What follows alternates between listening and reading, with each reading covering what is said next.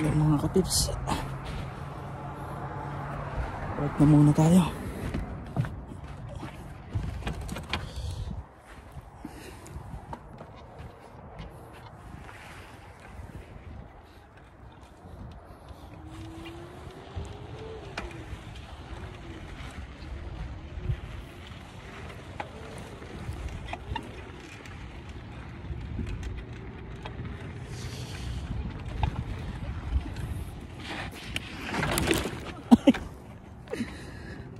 Dulas pa ako.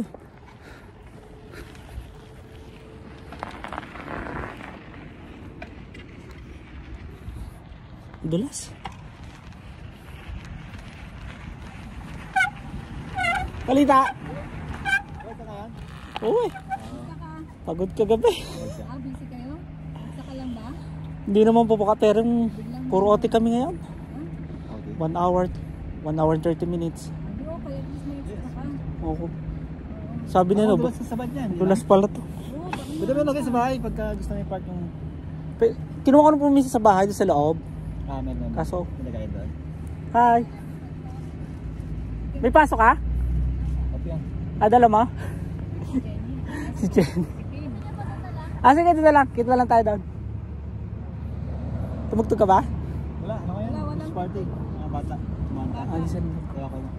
Baka next con maka-attend po ako. Kumusta ang work na? Ayos na ba? Gadgets pa rin. Oo. Sabi ni Vivian, pag nandito yung sinabi ko na si Vivian. Aha. Ay, oo, si ano rin. Gusto ko nilang, sabi niya, pagka okay na si Tito, sabihan mo lang. Sabihan mo lang siya. Oo nga po eh. Sabi ko yan, sabi ko yung asawa niya. Marami dyan, sana. Kitchen, serving. Pwede na ako doon kahit kuan. Kasi yung paycheck niya. Kasi yung cash sa'yo. Oo. Kailangan niya yung para ma-PR. Kasi Sabi ko naman sa kanya, wala nang problema sa akin. Nagkakatip naman ako kaya. Okay lang, kahit di ka pumasok, hindi pumasok, wala nang problema sa akin. Ayun. kaya ibigay mo na. Oo. Kasi para rin sa kanya. Kasi pag kulang ang working hours niya sa paycheck, Hindi niya. kasama yung sa PR. Opo. Kasi mag-a-apply pa siya ng LMIA.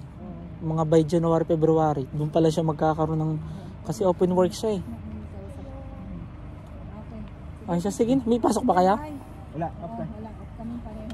Kaya off ulit. Tuesday? Tuesday, Wednesday. Tuesday, Wednesday? Apa. Off ng mga bata. Ano tayo? Minsan para... Ay siya, sige. Pagka holiday ng mga bata. Okay po. City tayo para... Sa 24 pala, hanggang 3 po ako. Ayun. Oo, hanggang 3 lang kami. 9 to 3. Sa sound system. Sige, sama ko. Sabihan ko si Marie. Di ba dito sa kawan? Sige. Tabi ng, ano? Yung tabi ng pharmacy yan, Parang choice. Mga Pilipino lang. Mga Pilipino naman yun. Tayo lang din. Tayo lang. Anong oras po ba start now? 7 daw eh. 7? Ay siya, sige. Tayo, magsasabi ng... Mag-set kayo. Sabi kita. Kahit kunin mo ako dito nung message mo ko. Sabi kita. Bye-bye. Padulas pa. Nagbablog pa naman ako. Bye-bye. Sakto lang. Bye-bye. Sige ba?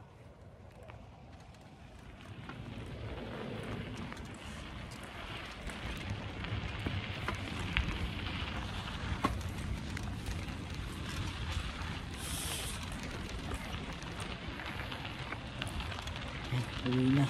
Pasok pa pala. Nadulas pala dito. Nadulas ako.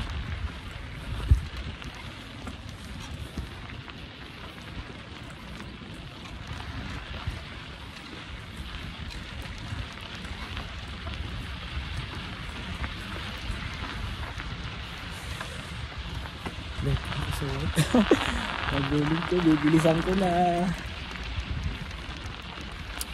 Ay nga pala, balik sa usapan kung isa mga nagtatanong about dun sa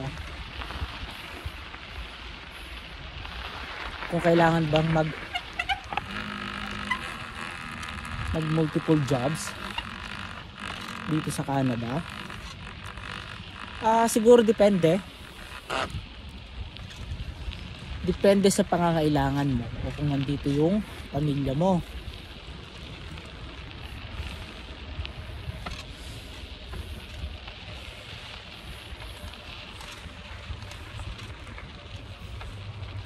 Kasi kung mag-isa ka naman katulad ko, enough na siguro yung isang trabaho. Kasi sa Pilipinas naman, although medyo mahal ng mga bilihin, pero syempre nagpapadala naman tayo, ang rate natin is dollar, kaya hindi naman siya ganun kabigat.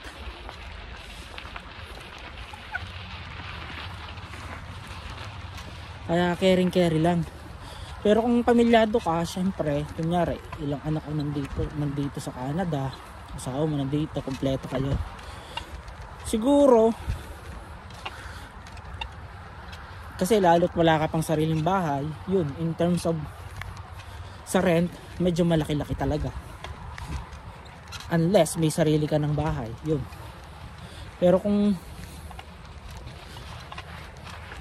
wala pa, tapos nangungupahan ka, for sure, kakailanganin naman.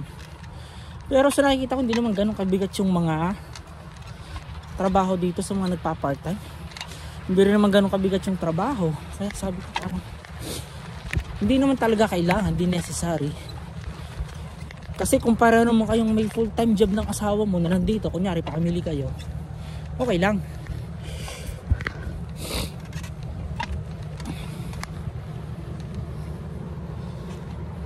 Kasi pareho kayong sumasahod, tapos full time nga yung trabaho ninyo, unlike ng part time lang. Yun medyo mahirap kasi medyo mababa yung, siyempre yung sasahodin mo kapag ganon, eh although sahod naman dito is every 15 days sumasahod naman, meaning to say kada 2 weeks sumasahod naman. So may pang cover up naman sa mga expenses ninyo. Pero syempre, kung may mga anak kayo, syempre everyday kailangan gumala. Syempre may mga needs din yung mga anak nyo. Yun, medyo kung minimum wage earner ka, kung basic salary lang, siguro. Pero nasa budget naman yan. Ngayon ko lang ha,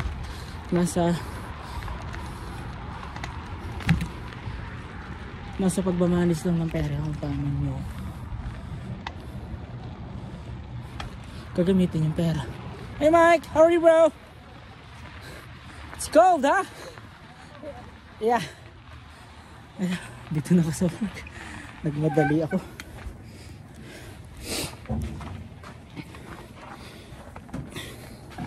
Tapos na yun, nandiyan siya kasi nung yun.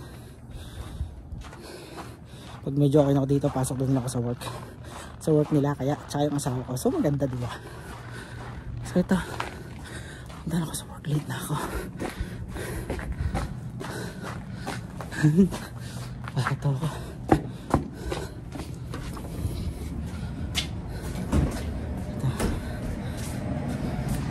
Ito sa work. See you na lang mga kapips. Bye bye, work muna ako.